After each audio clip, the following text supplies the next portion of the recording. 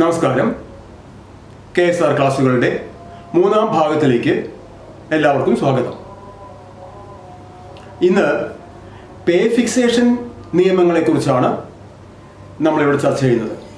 പേ fixation rules, പ്രധാനപ്പെട്ട പേ fixation rules, ഏതൊക്കെ കോണ്ടെക്സ്റ്റിലാണ് ഓരോ റൂൾസും ഉപയോഗിക്കുന്നത്, എങ്ങനെയാണ് റൂൾസ് ഉപയോഗിക്കുന്നത് എന്ന കാര്യങ്ങളൊക്കെ നമ്മൾ ഈ ക്ലാസ്സിൽ ഇന്ന് ചർച്ച ചെയ്യും.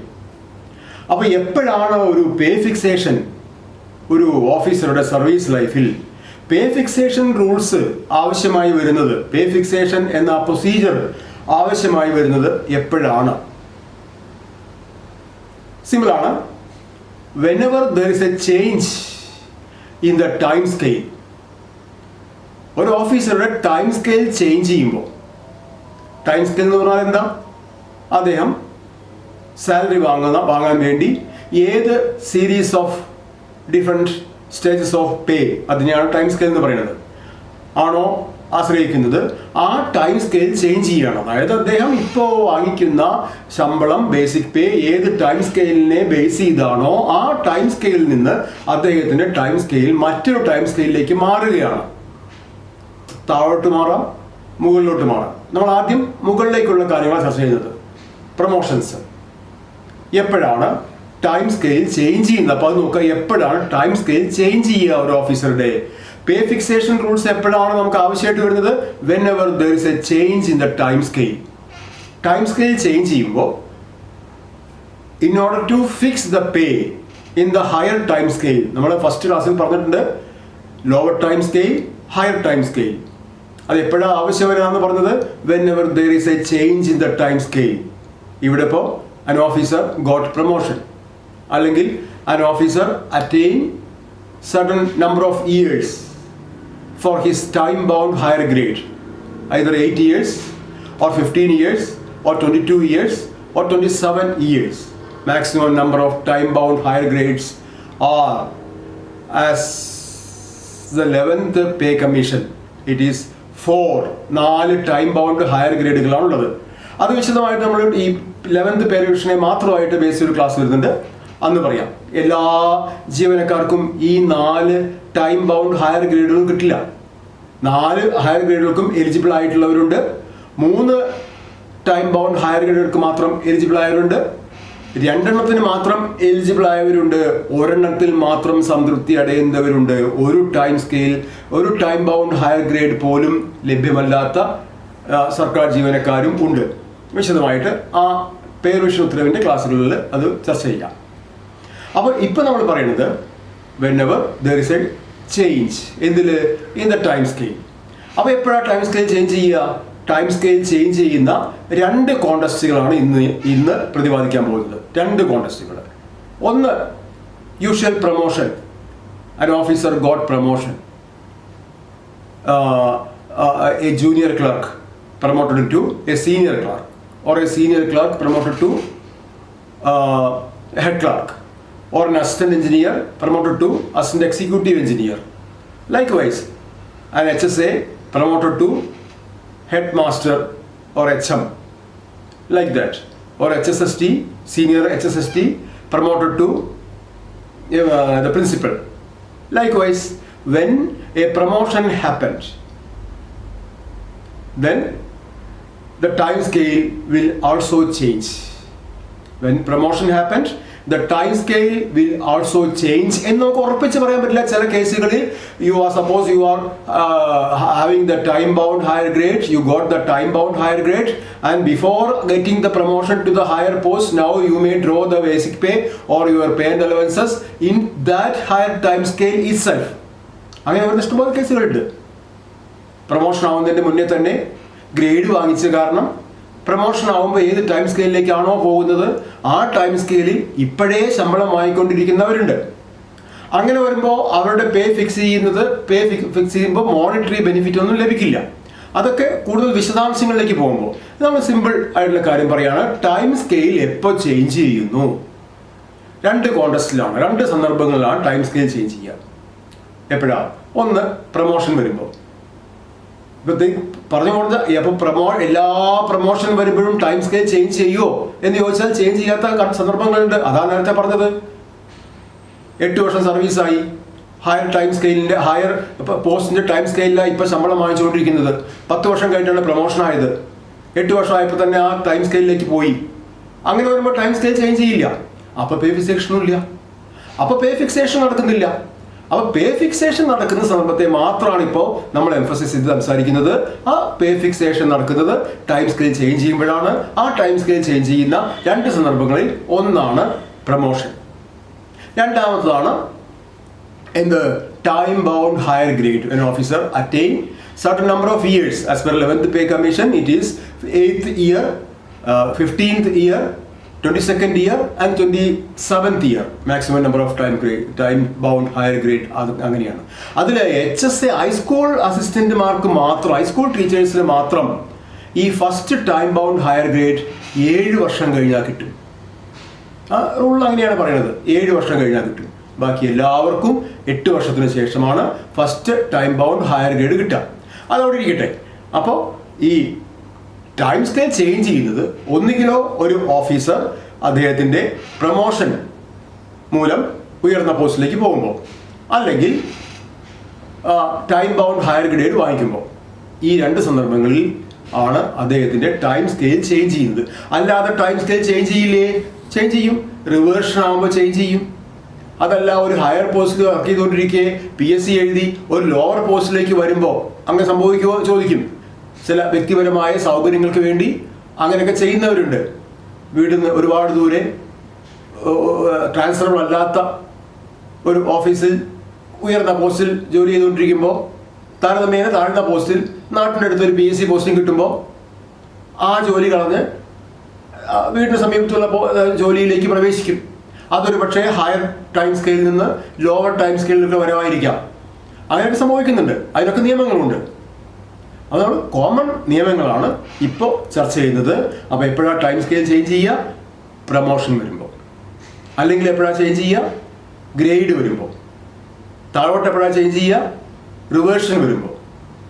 അതല്ലെങ്കിൽ ഹയർ പോസ്റ്റിൽ വർക്ക് ചെയ്തുകൊണ്ടിരിക്കുമ്പോൾ PSC എഴുതി ഒരു ലോവർ പോസ്റ്റിലേക്ക് വരുമ്പോൾ. അപ്പോഴൊക്കെ ടൈം സ്കെയിൽ ചേഞ്ച് ചെയ്യും. നമുക്ക് ടൈം സ്കെയിൽ ഉയർന്ന ഒരു ടൈം സ്കെയിലിലേക്ക് ചേഞ്ച് ചെയ്യുന്ന അവസ്ഥയിലേക്ക് ഒന്ന് ചുരുക്കുക. ഈ പരത്തി പറയുന്നതിന് പകരം ഉയർന്ന ടൈം സ്കെയിലിലേക്ക് ചേഞ്ച് ചെയ്യുന്ന അവസ്ഥയിലേക്ക്, അതായത് പ്രൊമോഷൻ കിട്ടുമ്പോഴോ അല്ലെങ്കിൽ ടൈം ബൗണ്ട് ഹയർ ഗ്രേഡ് വരുമ്പോഴോ എന്തൊക്കെ മാറ്റങ്ങളാണ് സംഭവിക്കുന്നത്. അപ്പോൾ ഈ പ്രൊമോഷൻ എന്ന് പറഞ്ഞാൽ അത് നമ്മളതിനെ കേഡർ പ്രൊമോഷൻ എന്നാണ് പറയുക. Cadre promotion.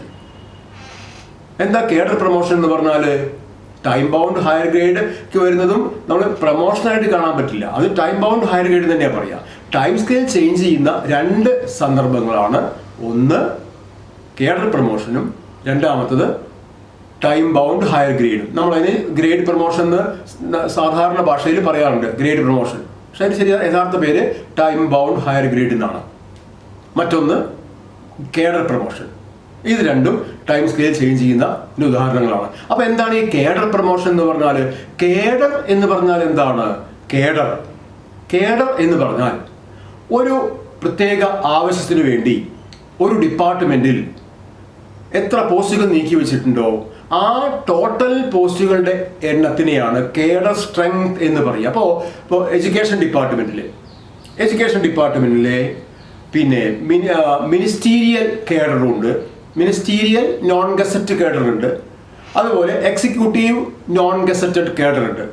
അതായത് എക്സിക്യൂട്ടീവ് കേഡറാണ് LPSA തൊട്ട് ഹൈസ്കൂൾ HM തൊട്ട് താഴെ ഹൈസ്കൂൾ അസിസ്റ്റൻസ് വരെയുള്ള ജീവനക്കാരെല്ലാം നോൺ ഗസറ്റഡ് എക്സിക്യൂട്ടീവ് കേഡറിൽ വർക്ക് ചെയ്യുന്നവരാണ്. അവിടെ നിന്നിട്ട് HM, ഹൈസ്കൂൾ HM അവിടുന്ന് മുകളിലേക്കുള്ളവരൊക്കെ എക്സിക്യൂട്ടീവ് ഗസറ്റഡ് കേഡറിൽ ഉള്ളവരാണ്. ഇനി മിനിസ്റ്റീരിയലിലേക്ക് വന്നാൽ ജൂനിയർ ക്ലർക്ക് തൊട്ട് JS വരെയുള്ളവർ മിനിസ്റ്റീരിയൽ നോൺ ഗസറ്റഡ് കേഡറിൽ വർക്ക് ചെയ്യുക. അപ്പോൾ ഒരു കേഡർ എന്ന് പറഞ്ഞാൽ എന്താ ഉദ്ദേശിക്കുന്നത്? ഇത്രയേ ഉള്ളൂ. ഒരു മിനിസ്റ്റീരിയൽ വർക്കുകൾ നടത്താൻ വേണ്ടി ഒരു കൂട്ടം ജീവനക്കാരുണ്ട്. അത് നോൺ ഗസറ്റഡ് കേഡറിൽ വരുമ്പോൾ ജൂനിയർ ക്ലർക്ക് തൊട്ട് JS വരെയുള്ളവർ ആ കേഡറിൽ വരും. SS തൊട്ട് AA ആ രീതിക്ക് പോകുന്നവർ ഗസറ്റഡ് മിനിസ്റ്റീരിയൽ കേഡറിൽ വരും. അപ്പോൾ കേഡർ എന്ന് പറഞ്ഞാൽ ഇത്രയേ ഉള്ളൂ. എന്താണ്? ഒരു പ്രത്യേക ഫംഗ്ഷന് വേണ്ടി, ഒരു പ്രത്യേക പ്രവൃത്തിക്ക് വേണ്ടി ഒരു ഡിപ്പാർട്ട്മെന്റിൽ ഒരു കൂട്ടം പോസ്റ്റുകൾ ഉണ്ടാവും. അതാണ് കേഡർ എന്ന് പറഞ്ഞാൽ ഉദ്ദേശിക്കുന്നത്. ഒരു വ്യക്തിയല്ല കേഡർ എന്ന് പറയുന്നത്, ഒരു കൂട്ടം പോസ്റ്റുകൾ ഉണ്ടാവും. അതിനെയാണ് നമ്മൾ അയാൾ കേഡർ സ്ട്രെങ്ത് നോക്കിയിട്ടുണ്ടാകുന്നത്. കേഡർ സ്ട്രെങ്ത് അതായത് എക്സിക്യൂട്ടീവ് വിങ്ങിൽ, എക്സിക്യൂട്ടീവ് നോൺ ഗസറ്റഡ് വിങ്ങിൽ ഇതിന്റെ സ്ട്രെങ്ത് എന്താണ് എന്ന് ചോദിച്ചാൽ എന്താ അതിന്റെ അർത്ഥം? എഡ്യൂക്കേഷൻ ഡിപ്പാർട്ട്മെന്റിലെ എക്സിക്യൂട്ടീവ് നോൺ ഗസറ്റഡ് കേഡറിലെ സ്ട്രെങ്ത് എന്താണെന്ന് ചോദിച്ചാൽ LPSA തൊട്ട് HSA വരെ മൊത്തം കേരളത്തിൽ മൊത്തം എത്ര ടീച്ചിങ് സ്റ്റാഫ് ഉണ്ടോ അതാണ് അതിന്റെ കേഡർ സ്ട്രെങ്ത്. അപ്പൊ അതേ ഉള്ളൂ കേഡർ എന്ന് പറഞ്ഞാൽ. അപ്പൊ ഈ കേഡർ പ്രൊമോഷൻ എന്ന് പറഞ്ഞാൽ എന്താണ്? ഒരു ക്ലറിക്കൽ പോസ്റ്റിൽ കയറുന്ന ജൂനിയർ ക്ലർക്കായിട്ട് കയറുന്ന ഒരാള്, ജൂനിയർ ക്ലർക്ക് എൻട്രി, പിന്നെ senior clerk, head clerk, JS, SS, AA, അത് കേഡർ പ്രൊമോഷനാണ്. കേഡർ പ്രൊമോഷൻ ഒരു ഗ്രാഫ് വരച്ചാൽ അതിങ്ങനെ ഉയർന്നു പോകുന്ന ഒരു പ്രൊമോഷൻ, ഉയർന്ന പോസ്റ്റുകളിലേക്ക് പോകുന്നു, അതാണ് cadre promotion. Non cadre promotion ഉണ്ട് കേട്ടോ, ഇതിന്റെ കൂടെ പറഞ്ഞു പോവുകയാണ്. അതെ, നോൺ കേഡർ പ്രൊമോഷൻ എന്ന് പറഞ്ഞാൽ ഇപ്പോൾ ഒരു HSA ക്വാളിഫൈഡ് ആണെങ്കിൽ അവര് HSST ആയിട്ട് പ്രൊമോഷൻ കിട്ടും. ഗവൺമെന്റ് ഹൈസ്കൂളുകളിലെ HSAമാരിൽ HSST ക്വാളിഫിക്കേഷൻ ഉള്ള HSAമാർക്ക് HSST ആയിട്ട് പ്രൊമോഷൻ കൊടുക്കും. അതൊരു നോൺ കേഡർ പ്രൊമോഷനാണ്. കാരണം HSAയുടെ കേഡർ പ്രൊമോഷൻ എന്ന് പറഞ്ഞാൽ എന്താ? HSAയുടെ കേഡർ പ്രൊമോഷൻ എന്ന് പറഞ്ഞാൽ HSA ആവുന്നു, HM ആവുന്നു, DO ആകുന്നു, DD ആകുന്നു. അതാണ് HSAയുടെ കേഡർ പ്രൊമോഷൻ. ഇത് ഔട്ട് ഓഫ് കേഡറാ. HSA HSST ആവുന്നത് ഔട്ട് ഓഫ് കേഡറാ. അത് നോൺ കേഡർ പ്രൊമോഷൻ എന്ന് പറയും.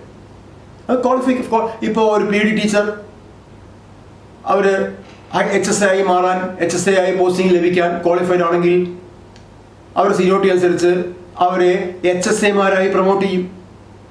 എല്ലാ PD ടീച്ചർമാരും HSAമാരായി പ്രൊമോഷൻ ലഭിക്കുമോ? ഇല്ല, ക്വാളിഫൈഡ് ആൾക്കാരെ മാത്രം. അതും അവരുടെ നോൺ കേഡർ പ്രൊമോഷനാണ്. അപ്പോൾ അതാണ് നോൺ കേഡർ പ്രൊമോഷൻ. ഈ വഴി വന്നപ്പോൾ അത് പറഞ്ഞതേ ഉള്ളൂ. നിങ്ങൾ നോട്ട് ചെയ്യേണ്ട കാര്യം തന്നെയാണത്, നോൺ കേഡർ പ്രൊമോഷൻ എന്ന് പറയുന്നത്. അപ്പോൾ നമ്മൾ കേഡർ പ്രൊമോഷനിലേക്ക് മടങ്ങി വരിക. കേഡർ പ്രൊമോഷൻ ഓരോ കേഡർ മാറി മാറി പോകുമ്പോഴും നിങ്ങൾ ടൈം സ്കെയിൽ എൻഹാൻസ് ചെയ്ത് ഉയർന്ന ടൈം സ്കെയിലുകളിലേക്ക് പോകുന്നു. അതുപോലെ പ്രൊമോഷൻ സ്കോപ്പ് വളരെ കുറഞ്ഞ, പ്രൊമോഷൻ സ്കോപ്പ് ഇല്ലാത്ത വിഭാഗം ജീവനക്കാരുണ്ടല്ലോ സർക്കാർ സർവീസിൽ. ഇപ്പോൾ ഡ്രൈവർ പോസ്റ്റിൽ കയറുന്നു, ലാബ് അസിസ്റ്റന്റ്, ലാബ് ടെക്നീഷ്യൻ പോസ്റ്റിൽ കയറുന്നു. അത് പ്രൊമോഷൻ സ്കോപ്പ് വളരെ കുറവാണ്. ഇപ്പം എന്തിന് അധ്യാപകരുടെ കാര്യം എടുക്കൂ. എത്ര കയറി കഴിഞ്ഞാൽ ഒരു 15 മുതൽ 18 വർഷം വരെ ഒക്കെ കഴിഞ്ഞാലാണ് ഒരു HM പ്രൊമോഷനിലേക്ക് ഒന്ന് ചിന്തിക്കാൻ തുടങ്ങുന്നത് തന്നെ. HM പ്രൊമോഷനിലേക്ക് ചിന്തിക്കാൻ തുടങ്ങുന്നത് തന്നെ ഒരു 16, 17 വർഷം, 18 വർഷമൊക്കെ ആകുമ്പോഴാണ്. അത്രയും വർഷം അവർ എൻട്രി പോസ്റ്റിൽ തന്നെ നിൽക്കുകയാണ്. അതേസമയം അവര് അതേ ഡേറ്റിൽ അതേ ഡിപ്പാർട്ട്മെന്റിൽ കയറിയ മിനിസ്റ്റീരിയൽ ജീവനക്കാരൻ, ജൂനിയർ ക്ലർക്കായിട്ട് കയറിയവൻ ഈ 18 വർഷം ആകുമ്പോഴേക്ക് ഒരുപക്ഷെ JSO, മിനിമം JS എങ്കിലും ആയിട്ടുണ്ടാവും. ഇവരിപ്പോഴും എൻട്രി കേഡറിലാണ്. അപ്പൊ അങ്ങനെ പ്രൊമോഷൻ നിഷേധിക്കപ്പെട്ട എന്ന് പറയാൻ പറ്റില്ല, ആ പോസ്റ്റിന്റെ രീതി അങ്ങനെയാണ്. അങ്ങനെയുള്ളവർക്ക് അവരുടെ ഗ്രീവൻസ് ഒന്ന് അലിവിയേറ്റ് ചെയ്യാൻ വേണ്ടിയിട്ടാണ് ഈ ടൈം ബൗണ്ട് ഹയർ ഗ്രേഡ് ഉണ്ടാക്കിയിട്ടുള്ളത്. 8 വർഷം വരെ ഒരേ എൻട്രി പോസ്റ്റിൽ തന്നെ നിൽക്കുകയാണെങ്കിൽ 8 വർഷം കഴിഞ്ഞാൽ എന്ത് കിട്ടും? ഉയർന്ന അതിന്റെ നെക്സ്റ്റ് പ്രൊമോഷൻ പോസ്റ്റ്, ആ പ്രൊമോഷൻ പോസ്റ്റിലേക്ക് ആവാം, അല്ലെങ്കിൽ പേ ഫിക്സേഷൻ, പേ റിവിഷനിൽ ആ ടൈം സ്കെയിലിന്റെ ഗ്രേഡ് ഏത് ടൈം സ്കെയിലിലേക്കാണ് എന്ന് ഓരോ ഡിപ്പാർട്ട്മെന്റിനും പ്രത്യേകം പറഞ്ഞിട്ടുണ്ട്. ആ ഗ്രേഡിലേക്ക്, ആ ഗ്രേഡിന്റെ ടൈം സ്കെയിലിലേക്ക് അവരുടെ ശമ്പളം ഉയർത്തപ്പെടും. എന്താ കേഡർ പ്രൊമോഷനും ടൈം ബൗണ്ട് ഹയർ ഗ്രേഡ് തമ്മിലുള്ള വ്യത്യാസം? കേഡർ പ്രൊമോഷൻ ആയാലും ടൈം ബൗണ്ട് ഹയർ ഗ്രേഡ് ആയാലും എന്ത് ചേഞ്ച് ആവും? ടൈം സ്കെയിൽ ചേഞ്ച് ആവും. പക്ഷെ കേഡർ പ്രൊമോഷനിൽ ടൈം സ്കെയിൽ മാത്രമല്ല ചേഞ്ച് ആവുന്നത്, ഡ്യൂട്ടീസ് ആൻഡ് റെസ്പോൺസിബിലിറ്റീസും ചേഞ്ച് ആവുന്നുണ്ട്. ഒരു അഗ്രികൾച്ചർ ഓഫീസർ ADA ആകുമ്പോൾ ഡ്യൂട്ടീസ് ആൻഡ് റെസ്പോൺസിബിലിറ്റീസ് ചേഞ്ച് ആവുന്നുണ്ട്. ഒരു assistant engineer, assistant executive engineer ആകുമ്പോൾ ഡ്യൂട്ടീസ് ആൻഡ് റെസ്പോൺസിബിലിറ്റീസ് ചേഞ്ച് ആവുന്നുണ്ട്. എന്നാൽ അതേസമയം ഒരു അസിസ്റ്റന്റ് എഞ്ചിനീയർ 8 വർഷം കഴിഞ്ഞിട്ടും അസിസ്റ്റന്റ് എക്സിക്യൂട്ടീവ് എഞ്ചിനീയർ ആവുന്നില്ല എന്നുണ്ടെങ്കിലും ആ അസിസ്റ്റന്റ് എഞ്ചിനീയറുടെ time scale assistant executive engineer time സ്കെയിലേക്ക് ഉയർത്തി അവിടെ ഫിക്സേഷൻ കൊടുക്കുന്നുണ്ട്, ടൈം ബൗണ്ട് ഹയർ ഗ്രേഡ് എന്ന് പറഞ്ഞിട്ട്. അവിടെ എന്ത് മാറുന്നില്ല? ഡ്യൂട്ടീസ് ആൻഡ് റെസ്പോൺസിബിലിറ്റീസ് മാറുന്നില്ല. അവരപ്പോഴും അസിസ്റ്റന്റ് എഞ്ചിനീയർ തന്നെയാണ്. പക്ഷേ ടൈം സ്കെയിൽ എന്തായി? ഉയർന്ന തസ്തികയുടെ ടൈം സ്കെയിലിലേക്ക് മാറ്റി, ടൈം സ്കെയിൽ മാറ്റി സ്ഥാപിച്ചു. അപ്പോൾ അതിനനുസരിച്ച് ഫിക്സേഷനും കൊടുത്തു. അപ്പോൾ വ്യത്യാസം അതാണ്. ടൈം ബൗണ്ട് ഹയർ ഗ്രേഡിൽ only time scale is changing, and since the time scale is changing the officer is getting fixation benefit as per the rules. Whereas in cadre promotion, the change is not only for the time scale, but the duties and responsibilities are also changing in the case of cadre promotion. അപ്പോൾ അതാണ് 2 തരം promotion. Cadre promotion 2 തരം promotion എന്നതിനെ പറയാൻ പറ്റില്ല. രണ്ടാമത്തെ promotion അല്ല, 2 തരം 2 കോണ്ടസ്റ്റുകൾ. ഇപ്പോൾ ടൈം സ്കെയിൽ ചേഞ്ച് ആവുന്ന 2 സന്ദർഭങ്ങളാണിത്, കേഡർ പ്രൊമോഷനും ടൈം ബൗണ്ട് ഹയർ ഗ്രേഡും. അപ്പോൾ ഇനി നമുക്ക് ഈ കേഡർ പ്രൊമോഷനും ടൈം ബൗണ്ട് ഹയർ ഗ്രേഡും കഴിഞ്ഞ് ഈ കേഡർ പ്രൊമോഷനെ നമ്മൾ ഒന്നുകൂടി അനലൈസ് ചെയ്യണം. ഈ പേ ഫിക്സേഷൻ പഠിക്കണമെങ്കിൽ അതും കൂടി അറിയണം. അതിനാണ് കേഡർ പ്രൊമോഷനെ ഒന്നുകൂടി അനലൈസ് ചെയ്യാം. ഞാൻ പറഞ്ഞു ഇന്നലെ കഴിഞ്ഞ ക്ലാസ്സിൽ എന്താ പറഞ്ഞത്?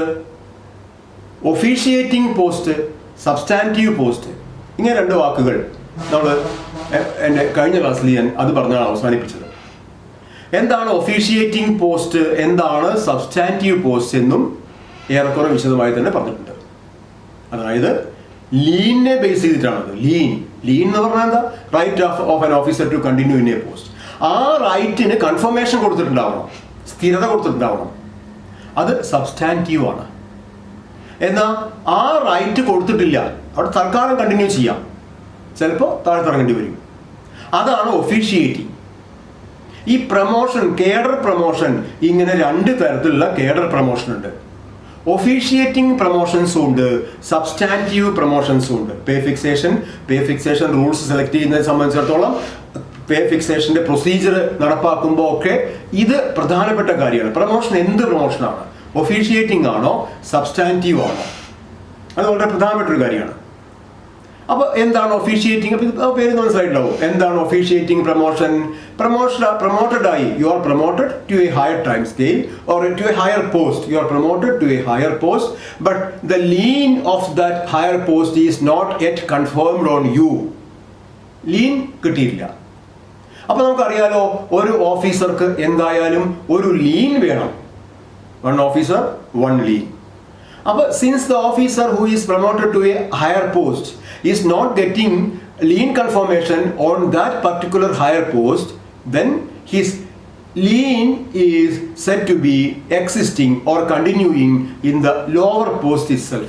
Even after promotion, the lien of the officer is still continuing in the lower post, because എന്താ കാരണം? He is not getting confirmation in the higher post. Higher പോസ്റ്റിൽ കൺഫർമേഷൻ കിട്ടിയില്ല, ലീൻ കൺഫർമേഷൻ കിട്ടിയില്ല. എവിടെയെങ്കിലും ലീൻ എന്ന് പറഞ്ഞാൽ അതാണ് ഈ സർക്കാർ സർവീസിൽ അവിടെ സ്റ്റിക്ക് ചെയ്യുന്ന, അവിടെ പിടിച്ചു നിൽക്കുന്ന ഒരു പ്രധാനപ്പെട്ട ഒരു ഭാഗമാണ് ലീൻ എന്ന് പറഞ്ഞാൽ. അപ്പോൾ ഹയർ പോസ്റ്റ് ലീൻ ഇല്ല, താഴത്തും ലീൻ ഇല്ല. 2 ലീനും ഇല്ലെങ്കിൽ is not at all a government servant. എവിടെയെങ്കിലും ഒരു ലീൻ വേണം. അപ്പോൾ ഹയർ പോസ്റ്റിലേക്ക്, അപ്പോൾ എന്താ പറഞ്ഞു വരുന്നത്? അതാണ് ഒഫീഷിയേറ്റിംഗ് പ്രൊമോഷൻ എന്ന് പറഞ്ഞാൽ. Even though the officer is promoted, his lien even after promotion his lien is still existing or continuing in the lower post. He is officiating in the higher post. Officiating word meaning പറഞ്ഞു എന്താ? Acting ആണ്. He is officiating in the higher post. Higher post officiate ചെയ്യാണ്. Lower post ആണ് lean. And such promotions are called officiating promotions. അപ്പോൾ രണ്ടാമത്തെ substantive. എത്ര സമയം വേണ്ട? സബ്സ്റ്റാൻറ്റീവ് പ്രൊമോഷൻ എന്ന് പറഞ്ഞാൽ എന്തായിരിക്കും? When the officer is promoted to a higher post, his lien is also confirmed in the higher post. The promoted officer's lien in the higher post is confirmed along with the orders of promotion. അത് അപൂർവമാണ് കേട്ടോ, അപൂർവമാണ്. ഒരുവിധം ചില ഡിപ്പാർട്ട്മെന്റിലെ promotions ഒഴികെ ബാക്കി എല്ലാ പ്രൊമോഷൻസും common പ്രൊമോഷൻസും ഒക്കെ ഒഫീഷിയേറ്റിംഗ് ആണ്. അത് ആ ലെവലിൽ എത്തുമ്പോൾ നമ്മൾ അതിനെക്കുറിച്ച് കൂടുതൽ പഠിക്കും. ഇപ്പോൾ സബ്സ്റ്റാൻറ്റീവ് പ്രൊമോഷൻ എന്താ, ഒഫീഷ്യേറ്റിംഗ് പ്രൊമോഷൻ എന്താ, ഈ രണ്ട് കാര്യങ്ങൾ മാത്രമാണ് നമ്മൾ അറിഞ്ഞിരിക്കേണ്ടത്. അത് ഏകദേശം ഇപ്പോൾ നിങ്ങളുടെ അറിവിൽ എത്തി എന്ന് വിചാരിക്കുകയാണ്. സബ്സ്റ്റാൻറ്റീവ് പ്രൊമോഷൻ എന്ന് പറഞ്ഞാൽ the officer got confirmation in the higher post, lean confirmation higher പോസ്റ്റിൽ കിട്ടി. അപ്പോൾ അത് സബ്സ്റ്റാൻറ്റീവ് പ്രൊമോഷൻ, മറ്റേത് ഒഫീഷ്യേറ്റിംഗ് പ്രൊമോഷൻ. അപ്പോൾ അതാണ് രണ്ട് തരത്തിലുള്ള കേഡർ പ്രൊമോഷൻ. ഹയർ കേഡറിലേക്ക് നിങ്ങൾ പോയി, ശരി, ഏത് ടൈപ്പിൽ പോയി, ഒഫീഷ്യേറ്റിംഗ് ആയിട്ട് പോയോ സബ്സ്റ്റാൻറ്റീവ് ആയിട്ട് പോയോ അതറിയാം.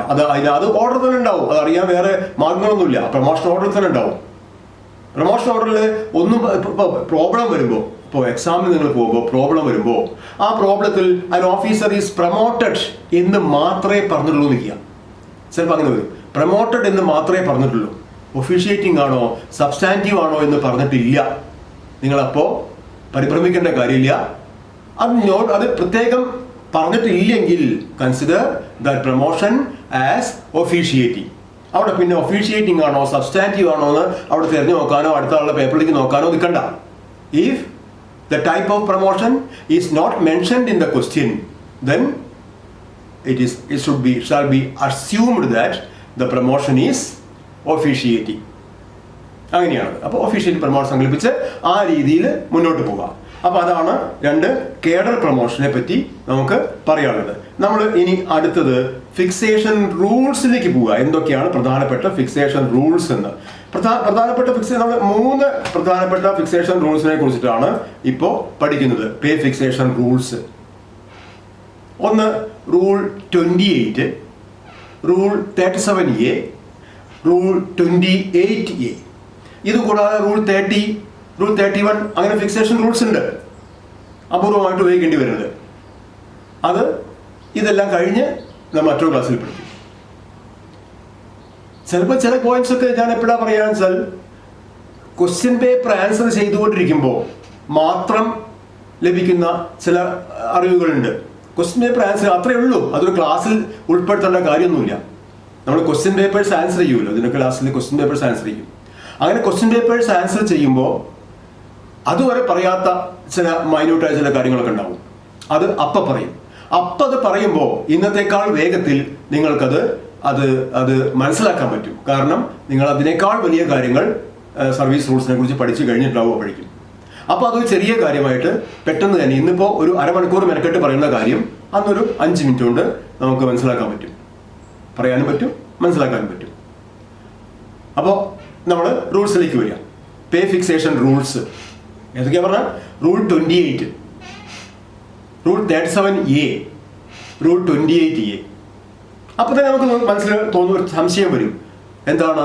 അവർ aim is to fix the basic pay of the officer with a higher time scale. എന്ന് പറഞ്ഞാൽ അന്ന് വരെ വാങ്ങിച്ചിരുന്നത് ലോവർ ടൈം സ്കെയിൽ ആയിരുന്നു. ലോവർ ടൈം സ്കെയിലിലെ ബേസിക് പേയെ അത് ഏറ്റവും സിമ്പിൾ ലാംഗ്വേജിൽ പറയുകയാണെങ്കിൽ ഫിക്സേഷൻ പ്രൊസീജിയർ എന്ന് പറഞ്ഞാൽ എന്താണ്? ലോവർ ടൈം സ്കെയിലിലുള്ള ആ വാങ്ങിച്ചുകൊണ്ടിരുന്ന ആ ബേസിക് പേ അതിനെ അവിടുന്ന് അടർത്തിയെടുത്ത് ഹയർ ടൈം സ്കെയിൽ കൊണ്ടുപോയി ഫിക്സ് ചെയ്യുന്നു. Shifting the pay from the lower time scale to the higher time scale. ആ ഷിഫ്റ്റിങ്ങിൽ ഇൻവോൾവ് ചെയ്യപ്പെട്ട നിയമങ്ങളാണ് ഇതിന്റെ പ്രൊസീജിയറായിട്ട് നമ്മൾ പഠിക്കുന്നത്. അതെന്തൊക്കെയാ പറയാം. അപ്പോൾ നമുക്ക് അതേ നമ്മുടെ ultimate aim is to shift the basic pay from the lower time scale to the higher time scale. ആ ഒരൊറ്റ എയിമേ ഉള്ളുവെങ്കിൽ then why these 3 rules? എന്തിനാ 3 നിയമങ്ങൾ? ആവശ്യം ഒന്നേ ഉള്ളൂ. അപ്പോൾ അതിന് 3 നിയമങ്ങൾ വേണം. അതിന് നമ്മുടെ എല്ലാ പ്രൊമോഷൻസിനും ഒരേ ഫിക്സേഷൻ റൂൾസ് അല്ല ഉപയോഗിക്കുക. കാരണം ഈ പ്രൊമോഷൻ ആകുന്ന ഓഫീസേഴ്സ് എല്ലാവരും ഒരുപോലെ ഉള്ളവരല്ല. ഗസറ്റ് റാങ്കിൽ ഉണ്ടാവും, ഫസ്റ്റ് ക്ലാസ് ഗസറ്റ് ഓഫീസേഴ്സ് ഉണ്ടാവും, സെക്രട്ടറി ലെവലിൽ അണ്ടർ സെക്രട്ടറി ലെവലിൽ ഓഫീസേഴ്സ് ഉണ്ടാവും. അപ്പോൾ ഉയർന്ന 22ാമത്തെ ടൈം സ്കെയിലിന് ശേഷം 23ഉം 24ഉം 25ഉം ടൈം സ്കെയിലിലൊക്കെ ശമ്പളം വാങ്ങിക്കുന്നവർ പ്രൊമോഷൻ ആവും. അതേസമയം 2ാമത്തെയും 3ാമത്തെയും ടൈം സ്കെയിലിൽ ശമ്പളം വാങ്ങിക്കുന്നവരും പ്രൊമോഷൻ ആവും. ഇവരെ എല്ലാവരെയും ഒരേ റൂള് വെച്ച് നമ്മൾ കണക്കാക്കിയാൽ മതിയോ? അത് പറ്റില്ല. അവർക്ക് വേറെ റൂള്, ഇവിടെ വേറെ റൂള്. അതിനാണ് ഇങ്ങനെ 3 തരം റൂളുകൾ. അപ്പൊ റൂളുകൾ ഏതൊക്കെയാണ്? 28, 37A, 28A. അത് അങ്ങനെ ഓർഡർ 28 കഴിഞ്ഞാൽ 28A അല്ലേ പറയേണ്ടത്? അത് കഴിഞ്ഞിട്ടില്ലേ 37A? ക്രോണോളജിക്കൽ ഓർഡർ വരികയാണെങ്കിൽ 28, 28A, 37A. ഇത് അങ്ങനെയല്ല ഇവിടെ പറയുന്നത്. ആ ഓർഡർ അല്ല ഇവിടെ. 28ഉം 37Aയും തമ്മിൽ ചില സിമിലാരിറ്റീസ് ഉണ്ട്. 28A എന്ന് പറഞ്ഞാൽ അതുമായിട്ട് ഒരു സിമിലാരിറ്റി ഇല്ല. അപ്പൊ നമ്മൾ അത് നോക്കി എന്താണ് ഈ ഓരോ റൂൾസും പറയുന്നത്. അപ്പൊ അത് പറയണമെങ്കിൽ അതിന് മുന്നേ ആയിട്ട് നമുക്ക് മോണിറ്ററി ലിമിറ്റ് എന്നൊരു കാര്യത്തെ കുറിച്ച് പഠിക്കണം. മോണിറ്ററി ലിമിറ്റ് എന്താണ്? മോണിറ്ററി ലിമിറ്റ് എന്ന് പറഞ്ഞാല് ആ പേരിന് അറിയാം, മോണിറ്ററി ലിമിറ്റ്. ഒരു സാമ്പത്തികമായ ഒരു ലിമിറ്റ്, ഒരു എന്താ പറയുക, ഒരു ത്രഷോൾഡ്, ഒരു പോയിന്റ് ഉണ്ട്, അതിന് ഒരു സ്റ്റേജ് ഉണ്ട്. അതിന് ഈ നിയമങ്ങൾ നമ്മൾ പ്രയോഗിക്കുന്നതിന്, അതിനകത്ത് പറഞ്ഞല്ലോ എല്ലാവർക്കും ഒരേ നിയമങ്ങളല്ല. ഒരു ഡിപ്പാർട്ട്മെന്റിന്റെ ഡിസ്ട്രിക്ട് ഹെഡ് പ്രൊമോഷൻ ആവുന്നതും അതേ ഡിപ്പാർട്ട്മെന്റിലെ ഒരു ജൂനിയർ ക്ലർക്ക് പ്രൊമോഷൻ ആവുന്നതും ഒരുപോലെ കാണാൻ പറ്റില്ല. അതാണ്. അപ്പൊ അതിനാണ് ഈ മോണിറ്ററി ലിമിറ്റ് എന്നൊരു ബാധകം വെച്ചിട്ടുള്ളത്. എന്താ മോണിറ്ററി ലിമിറ്റ് എന്ന് പറഞ്ഞാൽ ഈ നിയമങ്ങൾ ഏതൊക്കെ സന്ദർഭത്തിൽ പ്രയോഗിക്കണം എന്നുള്ളത് ഏറ്റവും ബേസിക് ആയിട്ട് നമ്മൾ കണക്കാക്കുന്നത് പ്രമോഷന് ശ്രദ്ധിക്കണം. പ്രമോഷൻ ആകുന്ന ഹയർ ടൈം സ്കെയിലിന്റെ മിനിമം നോക്കിയിട്ടാണ്. ആദ്യം ഫസ്റ്റ് ഡയഗ്നോസിസ് ആണ്, ആദ്യത്തെ ഡയഗ്നോസിസ് അല്ലേ. നമ്മൾ ചില കാര്യങ്ങൾ നോക്കുമ്പോൾ ആദ്യം നമ്മൾ ശ്രദ്ധിക്കേണ്ട കാര്യങ്ങളുണ്ട്, അത് കഴിഞ്ഞിട്ടേ ഡെപ്തിലേക്ക് പോകുള്ളൂ.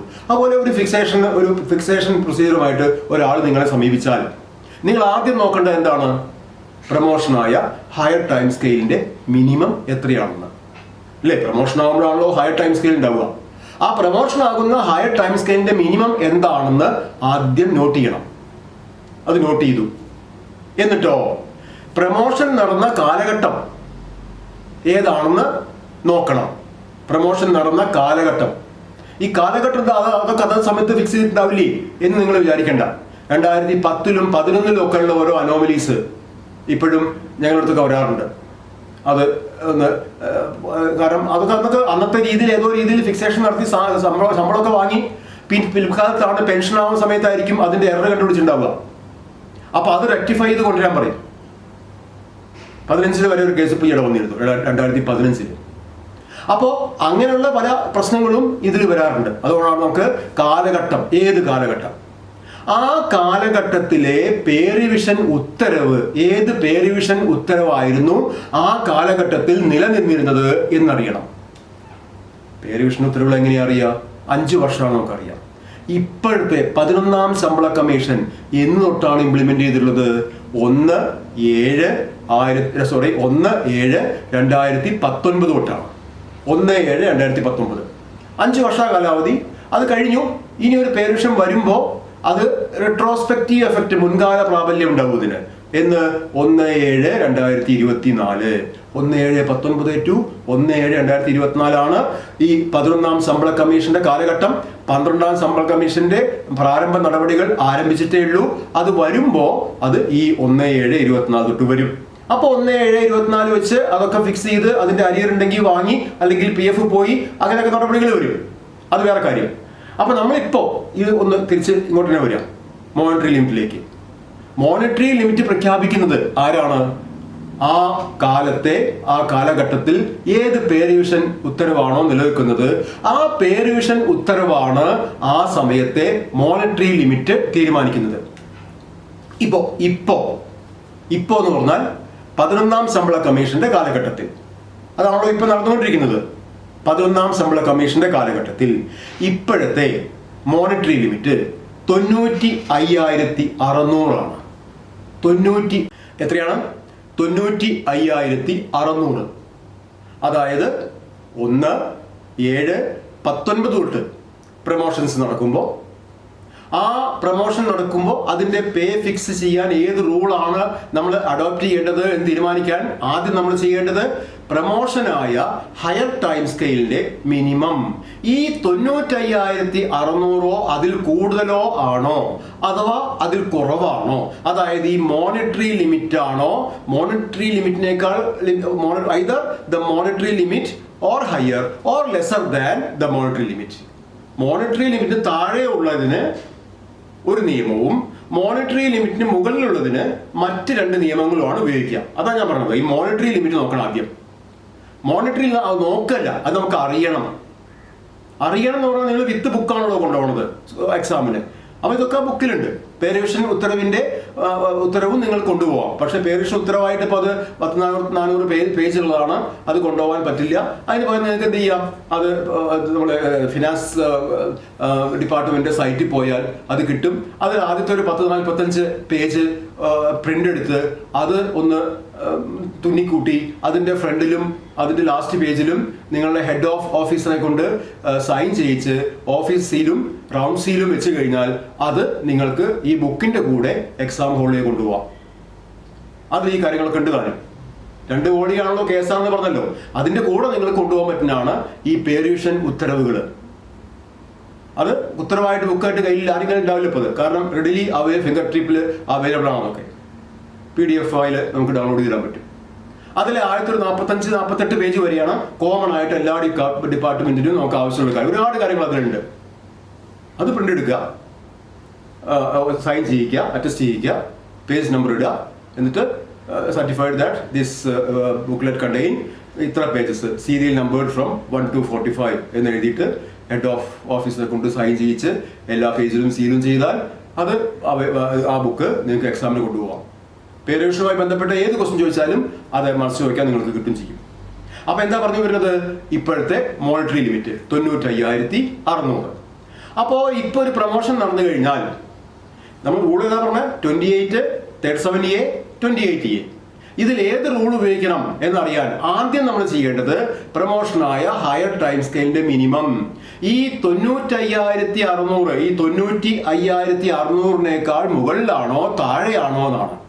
95,000 അതിൽ മുകളിലോ ആണെങ്കിൽ നമ്മൾ 28A പോസിബിലിറ്റി കംപ്ലീറ്റ് ആയിട്ട് തള്ളിക്കളഞ്ഞു. 28A പിന്നെ അവിടെ പ്രവേശനമില്ല.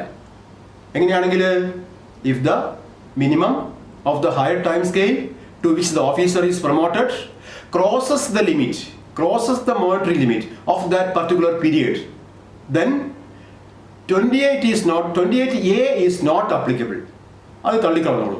Then the remaining 2 rules, either 28 or 37A, ഈ 2 റൂൾസിൽ ഏതെങ്കിലും ഒന്നാണ് പിന്നെ ഉപയോഗിക്കേണ്ടി വരിക.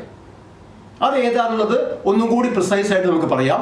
ഇനി അതിന് താഴെയാണെങ്കിലോ, if the minimum of the higher time scale is less than the monetary limit, then the rule used is 28A. ആ ഫസ്റ്റ് ഇൻഫറൻസ് അവിടുന്ന് കിട്ടും. ഏത് റൂൾ ഉപയോഗിക്കുന്നത് ഏറെക്കുറെ കിട്ടും.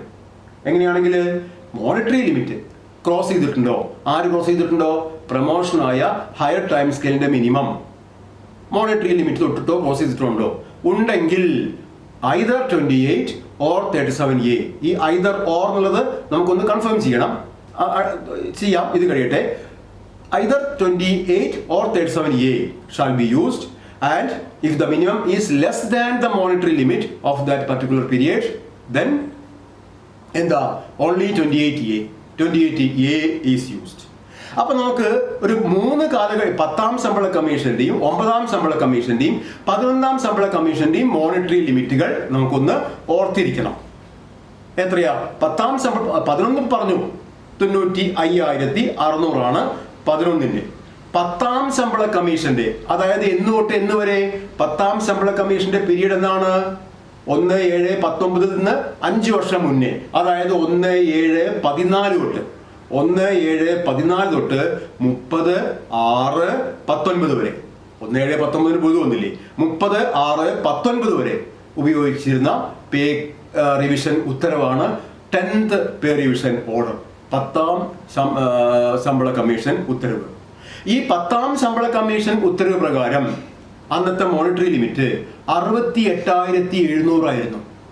68,700. അപ്പോൾ ആ കാലഘട്ടത്തിനിടയ്ക്ക് നടന്ന പ്രമോഷൻ ആണെങ്കിൽ അത് ഫിക്സ് ചെയ്യാൻ നമ്മൾ എന്താ ചെയ്യുക? ആ കാലത്തെ പ്രമോഷനായ ഹയർ ടൈം സ്കെയിലിന്റെ മിനിമം ഈ 68,700 അതിൽ കൂടുതലോ ആണോ നോക്കുക. ആണെങ്കിൽ ഇപ്പൊ പറഞ്ഞ മാതിരി 28 or 37A, കുറവാണെങ്കിൽ 28A. ഇനി അതിൻ്റെയും പുറകിലേക്ക് 9ാം ശമ്പള കമ്മീഷൻ, 9ാം ശമ്പള കമ്മീഷന്റെ മോണിറ്ററി ലിമിറ്റ് 36,100 ആയിരുന്നു. 36,100. അതായത് അതെന്നോട്ടാണ് 1/7/2009 തൊട്ട് 30/6/2014 വരെയുള്ള കാലഘട്ടത്തിലെ പ്രൊമോഷൻസ് ആണെങ്കിൽ അവിടുത്തെ ആ കാലഘട്ടത്തിലെ മോണിറ്ററി ലിമിറ്റ് എന്തായിരുന്നു? 36,140. പ്രൊമോഷൻ ആകുന്ന ടൈം സ്കെയിലിന്റെ മിനിമം, ഹയർ ടൈം സ്കെയിലിന്റെ മിനിമം ഈ 36,140 താഴെ ആണെങ്കിൽ 28A, മുകളിൽ ആണെങ്കിൽ 28 37A. അപ്പൊ അതാണ് ഈ മോണിറ്ററി ലിമിറ്റും പേ ഫിക്സേഷൻ റൂൾസും തമ്മിലുള്ള ബന്ധം. മനസ്സിലായിട്ടുണ്ടാവും വിചാരിക്കുന്നു. മോണിറ്ററി ലിമിറ്റും പേ ഫിക്സേഷൻ റൂൾസും തമ്മിലുള്ള ബന്ധമാണ് ഇപ്പോ നമ്മൾ പറഞ്ഞത്. അപ്പൊ അതിൽ നമ്മളൊരു ക്ലാരിറ്റി വരുത്തിയിട്ടില്ല. ഏതില്? മോണിറ്ററി ലിമിറ്റ് ക്രോസ് ചെയ്തിട്ടുള്ള ടൈം സ്കെയിലുകളിലേക്ക് പ്രൊമോഷൻ വരുമ്പോ ഐദർ 28 or 37A എന്നാ പറഞ്ഞത്. അങ്ങനെ ഐദറോർ വെച്ച് നമുക്ക് ഒരു കാര്യം നമുക്ക് മനസ്സിലാക്കാൻ പറ്റില്ലല്ലോ. ഏതാണെന്ന് കൃത്യമായിട്ട് അറിയണ്ടേ. അപ്പൊ അതിന് ഒരു സ്റ്റെപ്പും കൂടി നമ്മൾ താഴേക്ക് ഇറങ്ങണം. അതെന്താണ് ഒരു സ്റ്റെപ്പും കൂടി താഴേക്ക് ഇറങ്ങുക എന്ന് പറഞ്ഞാൽ? അവിടെ നമ്മൾ ഇനി പ്രൊമോഷൻ, അവിടെയാണ് നമ്മൾ ഈ പ്രൊമോഷന്റെ കാറ്റഗറി, പ്രൊമോഷൻ ഏത് ടൈപ്പ് പ്രൊമോഷൻ ആണ് എന്ന് നമ്മൾ നോക്കുന്നത്. ഏത് ടൈപ്പ് പ്രൊമോഷൻ ആണ് നോക്കണം. പ്രൊമോഷൻ 2 ടൈപ്പ് ഉണ്ടാവണില്ലേ? എന്താണ്? ഒഫീഷ്യേറ്റിങ്ങും സബ്സ്റ്റാൻറ്റീവും. അപ്പൊ നമുക്ക് ഈ റൂൾ 28നെ മാത്രമായിട്ട് ഒന്ന് അനലൈസ് ചെയ്യാം. റൂൾ 28നെ മാത്രമായിട്ട് ഒന്ന് അനലൈസ് ചെയ്യാം. ഈ റൂൾ 28നെ മാത്രമായിട്ട് അനലൈസ് ചെയ്യുമ്പോൾ റൂൾ 28 എപ്പോഴാണ്? ഏതൊരു റൂളും 2 പോയിന്റേ ഉള്ളൂ. എപ്പോ ഉപയോഗിക്കും, എങ്ങനെ ഉപയോഗിക്കും. എപ്പോ, വെൻ ആൻഡ് ഹൗ. എപ്പോ ഉപയോഗിക്കും, എങ്ങനെ ഉപയോഗിക്കും. അപ്പൊ 28 റൂൾ 28 എപ്പോ ഉപയോഗിക്കും എന്നുള്ളതിന് ഒരു ഉത്തരം നിങ്ങളുടെ കയ്യിലുണ്ട്. എന്താ അത്? when the minimum of higher time scale crosses the monetary limit, then rule 28 is used. പക്ഷെ അതന്നെയാ 37A. അപ്പൊ 2 റൂൾ ഒരേ സമയം വയ്ക്കാൻ പറ്റില്ലല്ലോ. അപ്പൊ അത് കൂടാതെ ഇവർ തമ്മിൽ വേർതിരിക്കുന്ന വേറെന്തോ ഒരു കാര്യമുണ്ട്. അതാണ് പറയുന്നത്. 28A ഉപയോഗിക്കുന്ന സന്ദർഭം 2 സന്ദർഭങ്ങളാണ്. ഒന്ന്, ഹയർ ടൈം സ്കെയിലിന്റെ മിനിമം ഈ പറയുന്ന മോണിറ്ററി ലിമിറ്റ് ക്രോസ് ചെയ്യണം. 2, the promotion shall be substantive. Substantive പ്രൊമോഷനുമായിരിക്കണം. When these 2 conditions are satisfied, then no doubt the rule used is 28. Confirmed ആയി. ഏത് റൂള് എന്നുള്ളത് കൺഫേംഡ് ആയി 28. ഇനി അതിൽ വേറൊരു ആലോചന ഇല്ല, ചിന്തയില്ല. അപ്പൊ എപ്പോഴാണ് 28 ഉപയോഗിക്കുക? ഇപ്പൊ നമുക്ക് ക്ലിയർ ആയ ചിത്രം വ്യക്തമായി വരികയാണ്. 28 എപ്പോഴാണ് ഉപയോഗിക്കുക? When the higher time scale, the minimum of higher time scale crosses the monetary limit, and also the promotion shall be substantive. If these 2 conditions are satisfied, the rule used shall be 28. ഉപയോഗിക്കുന്ന rule 28 ആണ്. അപ്പോൾ ഉപയോഗിക്കുന്ന rule 28 ആണ്. അഥവാ 28 എപ്പോൾ ഉപയോഗിക്കും എന്നുള്ളത് നമുക്ക് കിട്ടി. എപ്പോൾ ഉപയോഗിക്കും എന്ന് മനസ്സിലായി. എപ്പോൾ ഉപയോഗിക്കുന്നത് മനസ്സിലാവേണ്ട മാത്രം കാര്യമില്ലല്ലോ, എങ്ങനെ ഉപയോഗിക്കുന്നതും കൂടി മനസ്സിലാവണ്ടേ. അപ്പൊ നമ്മൾ ഇനി അതിന്റെ ഇംപ്ലിമെന്റേഷൻ ആണ്. എങ്ങനെയാണ് ഇത് ഉപയോഗിക്കുക, എപ്പോൾ ഉപയോഗിക്കണം എന്നുള്ളത് നമുക്കറിയാം. പക്ഷേ എപ്പോൾ ഉപയോഗിക്കണം എന്ന് അറിഞ്ഞുകൊണ്ട് കാര്യമില്ലല്ലോ. എങ്ങനെ ഉപയോഗിക്കണം എന്ന് അറിയാത്ത ഒരു ടൂള് നമ്മുടെ കയ്യിൽ തന്നിട്ട് എന്ത് കാര്യമുള്ളത്? എപ്പോഴാണ് ഉപയോഗിക്കേണ്ടത് നമുക്കറിയാം. ഒരു വെപ്പൺ നമ്മുടെ കയ്യിൽ തന്നു, എപ്പോൾ ഉപയോഗിക്കേണ്ട കാര്യങ്ങളൊക്കെ പറയുന്നുണ്ട്. പക്ഷെ എങ്ങനെ ഉപയോഗിക്കണം എന്ന് പറഞ്ഞിട്ടില്ല. പിന്നെന്താ ടൂളിൻ്റെ ആയിട്ട് എന്താ കാര്യം? അപ്പൊ അതുപോലെ 28 എപ്പോൾ ഉപയോഗിക്കണം എന്ന് അറിഞ്ഞു, എങ്ങനെ ഉപയോഗിക്കണം. സിമ്പിൾ, ഏറ്റവും സിമ്പിൾ ആയിട്ടുള്ള ഫിക്സേഷൻ പ്രൊസീജിയർ ആണ് റൂൾ 28ന്റെ. ഇതിൽ ലളിതമായിട്ടുള്ള ഫിക്സേഷൻ പ്രൊസീജിയർ ഇല്ല. എന്താ അത്? എല്ലാ ഫിക്സേഷൻ പ്രൊസീജിയേഴ്സിന്റെയും ഫസ്റ്റ് സ്റ്റെപ്പ് പ്രൊമോഷൻ ആവുന്ന ആ ദിവസം ലോവർ ടൈം സ്കെയിലിൽ വാങ്ങിച്ചിരുന്ന ബേസിക് പേ എന്താണ് എന്ന് കണ്ടുപിടിക്കാം. അത് വേണമല്ലോ. അതിന്റെ മോഡലല്ലേ ഫിക്സ് ചെയ്യാം. ലോവർ ടൈം സ്കെയിൽ ഉണ്ടാവും, അതിലൊരു ബേസിക് പേ വാങ്ങിക്കുന്നുണ്ടാവും. അതിനെ ബേസ് ചെയ്തിട്ടല്ലേ ഫിക്സേഷൻ നടക്കുന്നത്. അതിന്റെ മുകളിലല്ലേ നമ്മൾ ഡെക്കറേഷൻ നടത്തുന്നത്. അപ്പോൾ അത് കണ്ടുപിടിക്കുക ആദ്യം. മിക്കവാറും അത് പ്രോബ്ലത്തിൽ ഉണ്ടാവും. ചിലപ്പോൾ പ്രോബ്ലത്തിൽ തന്നിട്ടുള്ളതിൽ എന്തെങ്കിലും മോഡിഫിക്കേഷൻസ് വരുത്തേണ്ടി വരും. അതൊക്കെ നമ്മൾ അതിന്റെ ഇല്ലസ്ട്രേഷൻ നടത്തുമ്പോൾ കൂടുതൽ വ്യക്തമാകും. അപ്പോൾ നമ്മൾ ഫസ്റ്റ് സ്റ്റെപ്പിൽ എന്താ പറയുന്നത്? The basic pay in the lower time scale on the date of promotion. Find out the basic pay in the lower time scale on the date of promotion. കണ്ടുപിടിച്ചു ഒരു ബേസിക് പേ കണ്ടുപിടിച്ചു. എന്നിട്ടോ simple രണ്ടാമത്തെ ഒന്നാണ് add one increment. ഒരൊറ്റ increment, ഒരു increment കൊടുക്കുക. ആ ബേസിക് പേയോട് കൂടി ഒരു ഇൻക്രിമെന്റ് കൊടുക്കുക. ഒരു ഇൻക്രിമെന്റ് കൊടുത്തതോടുകൂടി the fixation procedure is over.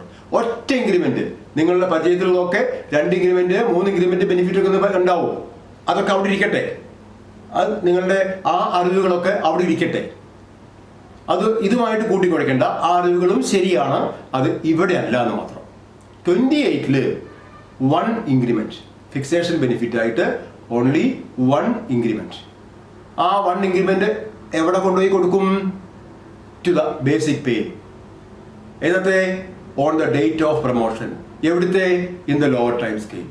അപ്പോൾ ലോവർ ടൈം സ്കെയിലിലെ ബേസിക് പേയോട് കൂടി ഒരു ഇൻക്രിമെന്റ് ചേർത്ത് ആഡ് ചെയ്ത് വെച്ചാൽ എന്ത് കഴിഞ്ഞു? 28 പ്രകാരമുള്ള ഫിക്സേഷൻ പ്രൊസീജിയർ കഴിഞ്ഞു. നമ്മൾ ആദ്യം പറഞ്ഞു ഇത് സബ്സ്റ്റാൻറ്റീവ് പ്രൊമോഷൻ ആണെന്ന് പറഞ്ഞു. സബ്സ്റ്റാൻറ്റീവ് പ്രൊമോഷൻ ആവുകൊണ്ട് മുകളിൽ ലീൻ കിട്ടി. മുകളിൽ ലീൻ കിട്ടിയാൽ പിന്നെ താഴത്തേക്ക് നോക്കിയാൽ വല്ലതും കാണുമോ? താഴത്ത് ലീൻ ഉണ്ടോ? താഴത്ത് ഒരു ലീൻ അല്ലേ ഒരു ഓഫീസർ കിട്ടുള്ളൂ. ലീനിന്റെ ഫസ്റ്റ് ഡെഫിനിഷൻ എന്താ പറഞ്ഞത്? 1 ഓഫീസർ 1 ലീൻ. അപ്പൊ ഈ ഓഫീസർക്ക് ഹയർ പോസ്റ്റിൽ പ്രൊമോഷൻ ആയ ഹയർ പോസ്റ്റിൽ ലീൻ കൺഫേം ചെയ്ത് കൊടുത്താൽ താഴത്തെ ലീൻ ഓട്ടോമാറ്റിക്കലി പോയി. താഴത്ത് ലീൻ ഇല്ല. അതുകൊണ്ട് പിന്നെ ആ ലീനിൽ വരുന്ന മാറ്റങ്ങളെ കുറിച്ച് ഓർത്ത് ഇദ്ദേഹം സന്തോഷിക്കാനോ സങ്കടപ്പെടാനോ പോകണ്ട. അതിന് കാര്യമില്ല. ആ ലീൻ ഇല്ല. ഇല്ലാത്തൊരു കാര്യത്തെക്കുറിച്ച് ഇവിടെ ചിന്തിക്കേണ്ട കാര്യമില്ല. So since the lien is confirmed in the higher time scale, his lower lien is automatically abolished, and then അതുകൊണ്ട് തന്നെ the increment, the next increment of the officer is 1 year, after 1 year from the date of promotion. അയാൾക്ക് റീഫിക്സേഷനോ lower time scale increment retain ചെയ്യലോ ഒന്നുമില്ല. അതൊക്കെ നിങ്ങളെ confusion ആക്കുന്ന വിഷയങ്ങളായിരിക്കും. കുറച്ചൊക്കെ അറിവുണ്ടല്ലോ അതുകൊണ്ട്. അപ്പൊ അതൊന്നുമില്ല. കാരണം താഴത്തെ ലീൻ ഇല്ല. ഇല്ലാത്ത ലീനിൽ എന്താ ഇൻക്രിമെന്റ് ഉണ്ടാവുക? ഇല്ലാത്ത ലീനിലെ ഇൻക്രിമെന്റ് ആയിട്ട് ആലോചിക്കേണ്ട കാര്യമുണ്ടോ? അപ്പൊ താഴത്തെ ലീൻ ഇല്ല. അതുകൊണ്ട് ഇനി അടുത്ത ഇൻക്രിമെന്റ് എന്നാ? 1 വർഷം കഴിഞ്ഞിട്ട്. എന്നോട്ട് പ്രൊമോഷൻ ഡേറ്റ് തൊട്ട് 1 വർഷം കഴിഞ്ഞാൽ അദ്ദേഹത്തിന് അടുത്ത ഇൻക്രിമെന്റ് കിട്ടും. അതോടുകൂടി 28A ഫിക്സേഷന്റെ എല്ലാ കാര്യങ്ങളും പറഞ്ഞു. 3 പോയിന്റ്സേ ഉള്ളൂ. എന്താ 3 പോയിന്റ്സ്? 3 പോയിന്റ്സ് എന്താണ്? 1, ലോവർ ടൈം സ്കെയിലിലെ പ്രൊമോഷൻ ഡേറ്റിലെ ഇൻക്രിമെന്റ് കണ്ടുപിടിക്കുക. 2, ലോവർ ടൈം സ്കെയിലിലെ ബേസിക് പേ കണ്ടുപിടിക്കുക. 2, ആ ബേസിക് പേയോട് കൂടി ഒരു ഇൻക്രിമെന്റ് ആഡ് ചെയ്യുക. ഒരു ഇൻക്രിമെന്റ് ആഡ് ചെയ്യുക എന്ന് പറഞ്ഞാൽ ഇത് ശരിക്കും തിയറിറ്റിക്കലായിട്ട് പഠിപ്പിക്കുമ്പോൾ ഹയർ ടൈം സ്കെയിലിലെ ഇൻക്രിമെന്റ് എന്ന് പറയണം. പക്ഷെ ഞാൻ കഴിഞ്ഞ ക്ലാസ്സിൽ പറഞ്ഞു റണ്ണിങ് മാസ്റ്റർ സ്കെയിലുള്ളതുകൊണ്ട് ഈ ലോവർ ടൈം സ്കെയിലിൽ വാങ്ങിക്കുന്ന ബേസിക് പേ എന്താണോ അത് കഴിഞ്ഞാൽ ലോവർ ടൈം സ്കെയിലിൽ അതിന് ശേഷം വരുന്ന ഇൻക്രിമെന്റ് എന്താണോ അത് തന്നെയായിരിക്കും ഹയർ ടൈം സ്കെയിലും ഈ ബേസിക് പേ ഇതേ സ്റ്റേജ് ഓഫ് പേക്ക് ശേഷം വരുന്ന ഇൻക്രിമെന്റ് അവർക്ക് ഓർക്കുണ്ടാവുകയായിരിക്കണം. അപ്പൊ അതുകൊണ്ടാണ് പർട്ടിക്കുലർ ആയിട്ട് add 1 increment from the higher time scale എന്ന് ഞാൻ പറയാത്തത്. അത് പറഞ്ഞാൽ കൂടുതൽ കൺഫ്യൂഷൻ ആവും. അങ്ങനെ കൺഫ്യൂഷൻ്റെ ആവശ്യം ഇപ്പം ഇല്ല. ഇപ്പൊ increment lower time scale increment higher time scale increment അങ്ങനെ ഡിഫറൻസിയേഷൻ ഇല്ല. ഒരു സ്റ്റേജ് ആ സ്റ്റേജിന് ശേഷം വരുന്ന ഇൻക്രിമെന്റ് അത് ലോവറിലാണെങ്കിലും ഹയറിലാണെങ്കിലും ഒരേ റേറ്റ് ആണ്. അപ്പൊ അതാ പറഞ്ഞത് ലോവർ ടൈം സ്കെയിലിൽ പ്രൊമോഷൻ ഡേറ്റിൽ ബേസിക് പേ കണ്ടുപിടിച്ചിട്ട് എന്ത് ചെയ്യുക? അതിനോടുകൂടി ഒരു ഇൻക്രിമെന്റ് ആഡ് ചെയ്യുക. ആ ഇൻക്രിമെന്റ് ആഡ് ചെയ്ത് കഴിഞ്ഞാൽ പ്രൊമോഷൻ ഡേറ്റിൽ ഫിക്സേഷൻ കഴിഞ്ഞു. Next increment will be given to him only 1 year after the date of promotion. അതാണ് 28 എന്ന് പറഞ്ഞ ഫിക്സേഷൻ നിയമം. നമുക്ക് ഈ 28 വെച്ചിട്ടുള്ള ഫിക്സേഷൻ നിയമത്തിന്റെ ഒരു ഇല്ലസ്ട്രേഷനും കൂടി ഒന്ന് ചെയ്യണം. ഒരു പ്രോബ്ലം, ഇതിലെ ഒരു പ്രോബ്ലം നമുക്കൊന്ന് നോക്കാം. ഇവിടെ സ്ക്രീനിൽ ഒരു പ്രോബ്ലം വരുന്നുണ്ട്, അത് വായിക്കാം. An officer drawing a basic pay of 72,000 from 2,817 in the scale of pay 60,900 to 1,03,600 was promoted substantively on 5/7/18 to a time scale of 68,700 to 1,10,400. Which fixation rule is used and why? What is the basic pay of the officer on the date of promotion and what would be the date of next increment? 2 increments after 72,000 are 1,800 each. ഇതൊരു problem. ഞാനിവിടെ ഈ ചാനലിൽ നിങ്ങൾക്ക് വേണ്ടി തരുന്ന problems questions ആണെങ്കിലും ഒക്കെ ഏതെങ്കിലും ഒരു പ്രാവശ്യം കഴിഞ്ഞ എക്സാമിനേഷൻസിൽ ഏതെങ്കിലും ഒരു എക്സാമിൽ ചോദിച്ചതാണ്. ആ ക്വസ്റ്റ്യൻ പേപ്പേഴ്സിൽ എടുത്ത പ്രോബ്ലംസ് ആണ് ഈ ക്ലാസ്സിൽ ത്രൂ ഔട്ട്. എത്ര എപ്പിസോഡ് ഉണ്ടാവുമെന്ന് എനിക്ക് പറയാൻ പറ്റില്ല. അതിൽ ത്രൂ ഔട്ട് തരുന്ന ക്വസ്റ്റ്യൻസ് ആണെങ്കിലും ഇത്തരത്തിലുള്ള പ്രോബ്ലംസ് ആണെങ്കിലും എപ്പോഴൊക്കെയോ ചോദിച്ചതാണ്. സ്വന്തമായിട്ടൊരു പ്രോബ്ലം അല്ലെങ്കിൽ ക്വസ്റ്റ്യൻ ഞാൻ ക്രിയേറ്റ് ചെയ്തിട്ടില്ല. അതിൻ്റെ ആവശ്യമില്ല. എല്ലാ ഭാഗങ്ങളും ഒരു പ്രാവശ്യം അല്ലെങ്കിൽ മറ്റൊരു പ്രാവശ്യം ക്വസ്റ്റ്യൻസ് ആയിട്ട് അവതരിപ്പിക്കപ്പെട്ടിട്ടുണ്ട്. അപ്പോൾ ഇതും അങ്ങനെ ഒരു ക്വസ്റ്റ്യൻ ആണ്. ക്വസ്റ്റ്യൻ ഒന്നുകൂടി വായിച്ചു നോക്കൂ. An officer drawing a basic pay of 72,000 from 2/8/17 in the scale of pay 60,900 to 1,03,600 was promoted substantively on 5/7/18 to a time scale of 68,700 to 1,10,400. Which fixation rule is used and why? What is the basic pay of the officer on the date of promotion and what would be the date of next increment? 2 increments after 72,000 are rupees 1,800 each. ഞാൻ വേറെ ഒരു കാര്യം പറയട്ടെ. ഈ എക്സാമിനേഷൻസിന് orient ചെയ്താണല്ലോ ഈ ക്ലാസ്സുകൾ ഞാനിപ്പോൾ conduct ചെയ്യുന്നത്. മിക്കവാറും പ്രോബ്ലംസ് കണ്ടാൽ അത് സ്കിപ്പ് ചെയ്യലാണ് പതിവ്. പ്രോബ്ലംസ് കണ്ടാൽ അത് സ്കിപ്പ് ചെയ്യേണ്ട കാര്യമില്ല. നിങ്ങൾക്ക് ഏറ്റവും സിമ്പിളായിട്ടും കൃത്യമായിട്ടും മാർക്ക് സ്കോർ ചെയ്യാൻ പറ്റുന്നത് ആണ് പ്രോബ്ലം. ഒരു മാർക്ക് എന്ന് പറഞ്ഞാൽ ആ ഒരു മാർക്ക് കിട്ടിയിട്ടുണ്ടാവും. എന്തോ ഒരു വിമുഖത ഇത്തരത്തിലുള്ള ഒരു ഒന്നാമതൊരു പ്രോബ്ലം എന്ന് പറഞ്ഞാൽ അത് 4-5 സെന്റൻസുകൾ ഉണ്ടാവും. ക്വസ്റ്റ്യൻ കുറച്ച് വലുതായിട്ട് ഫീൽ ചെയ്യും. അപ്പോൾ അത്രയും വലിയ ക്വസ്റ്റ്യൻ വായിക്കാനുള്ളൊരു വിമുഖത കൊണ്ടോ വായിച്ചിട്ട് കാര്യമില്ല എന്നുള്ളൊരു സ്വയം തോന്നൽ കൊണ്ടോ എന്തുകൊണ്ടോ അറിയില്ല പലരും ഈ പ്രോബ്ലംസ് അപ്രോച്ച് ചെയ്യില്ല. ഇനി ചെയ്യുകയാണെങ്കിൽ തന്നെ എല്ലാം കഴിഞ്ഞ് ലാസ്റ്റ് സമയം ഉണ്ടെങ്കിൽ ചെയ്യും. അത് ചിലപ്പോൾ തെറ്റും ചെയ്യും. അപ്പോൾ ആ രീതിക്കല്ല നമ്മൾ ഈ ക്വസ്റ്റ്യൻ. ഞാൻ ആദ്യമേ പറഞ്ഞു how fast that we are understanding what the question needs. അതാണ് ഇതിൽ പ്രധാനം. നിങ്ങൾ എത്ര പെട്ടെന്ന് ഒരു ക്വസ്റ്റ്യൻ വായിച്ച് ആ ക്വസ്റ്റ്യൻ ആവശ്യപ്പെടുന്നത് എന്താണെന്ന് മനസ്സിലാക്കാൻ കഴിയുന്നുവോ അത്രയും ഫാസ്റ്റായിട്ട് നിങ്ങൾക്ക് ആൻസറും ചെയ്യാൻ പറ്റും. അപ്പോൾ ഇവിടെ ഇതിൽ നമുക്ക് നോക്കാം. Which fixation rule is use. ഇപ്പോൾ നമ്മൾ റൂൾ 28 എക്സാമ്പിളായി കാണുന്നതുകൊണ്ട് അതിന് നമുക്ക് ആൻസർ ചെയ്യാം. Rule 28 is use.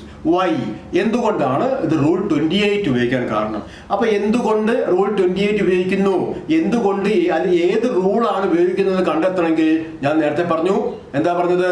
Higher time സ്കെയിലിന്റെ minimum and date of promotion. ഇത് രണ്ടും ഒറ്റയടിക്ക് ഫസ്റ്റ് റീഡിങ്ങിൽ തന്നെ നിങ്ങളുടെ മനസ്സിലത് വന്നിരിക്കണം. അത് നോക്കാൻ രണ്ടാമതൊരിക്കൽ പ്രോബ്ലം നോക്കേണ്ട ആവശ്യം വരരുത്. ഫസ്റ്റ് റീഡിങ്ങിൽ തന്നെ ഹയർ ടൈം സ്കെയിലിന്റെ മിനിമം 68,700, ഡേറ്റ് ഓഫ് പ്രൊമോഷൻ 5/7/18. ഇത് മനസ്സിലാക്കുന്നതോടൊപ്പം തന്നെ നിങ്ങളുടെ മനസ്സിൽ എന്ത് വരണം? അത് 10ാം ശമ്പള കമ്മീഷന്റെ കാലഘട്ടത്തിലുള്ള നടന്ന പ്രൊമോഷനാണ്. ഇതൊക്കെ ഈ പ്രോബ്ലം വായിക്കുന്നതോടുകൂടി നിങ്ങളുടെ ബ്രെയിനിൽ സൂക്ഷിച്ചിട്ടുള്ള അറിവുകളുടെ ഫയലുകൾ ഓട്ടോമാറ്റിക് ആയിട്ട് ഓപ്പൺ ആയി വന്ന് ഇതുമായി റിലേറ്റ് ചെയ്ത് അത് ഇങ്ങനെ വിധത്തിൽ നിങ്ങളെ ബ്രെയിനുമായിട്ട് സംവേദിക്കണം. അതൊരു കോംപ്ലിക്കേറ്റഡ് പ്രോസസ്സാണ്. അത് നടക്കണം ഇവിടെ ഫസ്റ്റ് റീഡിങ്ങിൽ തന്നെ. ഹയർ ടൈം സ്കെയിലിന്റെ മിനിമം നിങ്ങൾ വായിച്ചു പോകുമ്പോൾ തന്നെ ഹയർ ടൈം സ്കെയിലിന്റെ മിനിമം 68,700, ഡേറ്റ് 5/7/18. 5/7/18 എന്നുള്ളത് എന്താണ്? 10ാം ശമ്പള കമ്മീഷന്റെ കാലഘട്ടമാണ്.